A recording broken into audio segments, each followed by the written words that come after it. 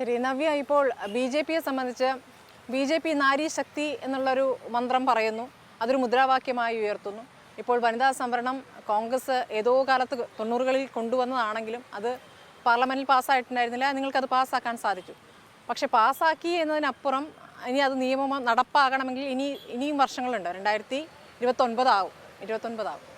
പക്ഷേ അതിനിടയ്ക്ക് ഉള്ള ഘട്ടങ്ങളിൽ, അതായത് ഇപ്പോൾ നിയമം പാസ്സാക്കിയ ശേഷമുള്ള ആ ഘട്ടങ്ങളിൽ എത്രത്തോളം രാഷ്ട്രീയ പാർട്ടികൾ അതിനോട് ആത്മാർത്ഥത പുലർത്തുന്ന ഒരു വിഷയമുണ്ട്. ബി.ജെ.പി എങ്ങനെയാണ്? ഇവിടെ സൂചിപ്പിച്ചതുപോലെ 33% സംവരണം സ്ത്രീകൾക്ക് ലഭ്യമാക്കിക്കൊണ്ട് വനിതാ സംവരണ ബില്ല് പാസ്സായി കഴിഞ്ഞിട്ടുണ്ടെങ്കിൽ ഒരു ബില്ല് പ്രാബല്യത്തിൽ വരണമെന്നുണ്ടെങ്കിൽ അതിൻ്റെ സാങ്കേതിക വശങ്ങൾ ഒരുപാടുണ്ട്. സൂചിപ്പിച്ചതുപോലെ അങ്ങനെ ഒരു ബില്ല് കോൺഗ്രസിൻ്റെ ഭാഗത്തു നിന്നും ഉണ്ടായിരുന്നെങ്കിലും അത് ബില്ല് പാസ്സാക്കി എടുക്കാനുള്ള ഒരു ആർജവം അന്ന് കോൺഗ്രസിൻ്റെ ഭാഗത്തു നിന്നും ഉണ്ടായിരുന്നില്ല. അപ്പോൾ 2023 ആ ബില്ല് പാസ്സായി. അതിൻ്റെ നിയമക്രമങ്ങൾ, നിയമ നടപടികൾ പാലിച്ചുകൊണ്ട് അത് പ്രാബല്യത്തിൽ വരാൻ നമുക്ക് 1-2 വർഷങ്ങൾ കൂടെ ഒരു പക്ഷേ കാത്തിരിക്കേണ്ടി വരും. പക്ഷേ ആ ബില്ല് പാസ്സായി കഴിഞ്ഞപ്പോൾ ഭാരതീയ ജനതാ പാർട്ടിയെ സംബന്ധിച്ചെടുത്ത് 12 സ്ഥാനാർത്ഥികളെ പ്രഖ്യാപിച്ച സമയത്ത് അതിൽ 3 സ്ഥാനാർത്ഥികൾ വനിതകളാണ്. അതിൽ പുതുമുഖങ്ങളുണ്ട്, ഒരുപാട് കാലത്തെ പ്രവർത്തന പരിചയമുള്ള ആളുകളുണ്ട്. ഇനിയും പ്രഖ്യാപിക്കാനുള്ള ചില ലിസ്റ്റുകൾ കൂടെ വരുമ്പോൾ തീർച്ചയായിട്ടും അതിൽ സ്ത്രീകൾ ഉൾപ്പെടുമെന്നുള്ള കാര്യത്തിൽ യാതൊരു സംശയവുമില്ല.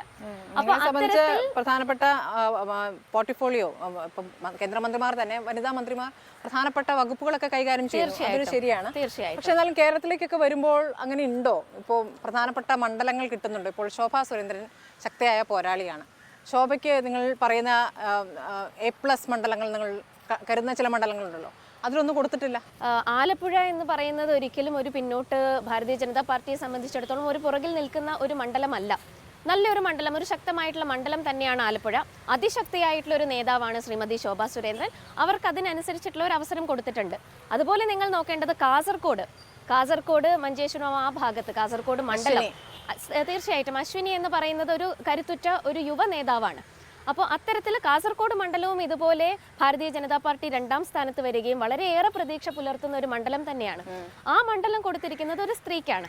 അപ്പോൾ അത്തരത്തിൽ നിയമം പ്രാബല്യത്തിൽ വരുന്നതിന് മുൻപ് തന്നെ ആ ബില്ല് പാസ്സാക്കി, നിർബന്ധമില്ല പങ്കെടുപ്പിക്കണം എന്നുള്ളത്, പക്ഷേ അത് പ്രാബല്യത്തിൽ വരുന്നതിന് മുൻപ് തന്നെ നടപ്പിലാക്കി എന്നുള്ളത് ഞങ്ങളെ സംബന്ധിച്ചിടത്തോളം, സ്ത്രീകളെ സംബന്ധിച്ചിടത്തോളം വളരെ സന്തോഷം നൽകുന്ന ഒരു കാര്യം തന്നെയാണ്.